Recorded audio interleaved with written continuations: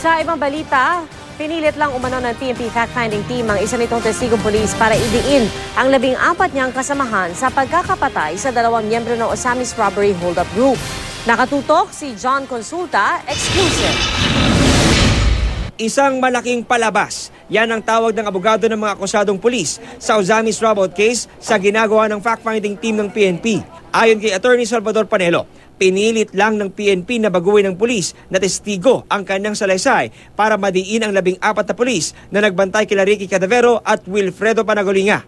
Sa sworn affidavit ng testigong pulis na nakuha ng GMA News, sinabi niyang wala raw siya nakitang humarang sa sakyan nila noong July 15. Inutusan lang daw siyang barilin mula sa labas ang windshield at gulong ng van kung saan nakasakay sina Cadavero at Panagolinga.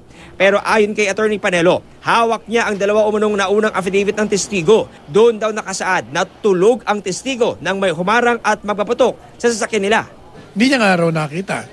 Suddenly ngayon nakita niya na. Ibig sabihin, pinilit lamang yung pangatlong affidavit na yan. Pag ang ordinaryong pulis, tatakutin mo na baka ma-administrative case ka, kawawa yung pamilya mo, mababago yung takbo ng utak mo .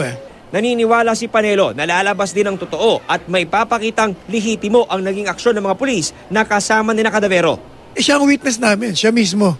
Kasi nga meron siya mga unang mga sinumpang salaysay. So we will be using him against himself. Ang PNP hindi raw muna magbibigay ng komento sa paratang ni Panelo. Nauna nang sinabi ng DILG at PNP na kusang loob na binigay ng testigo ang kanyang pahayag at meron pang ibang mga ebidensya na magpapatunay na rub out nga raw ang nangyari.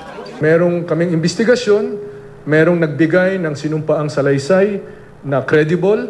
Ang hawak natin ay pruweba, ebidensya, facts, hindi yung motiba or rumor or haka-haka. John Consulta, nakatutok, 24 oras.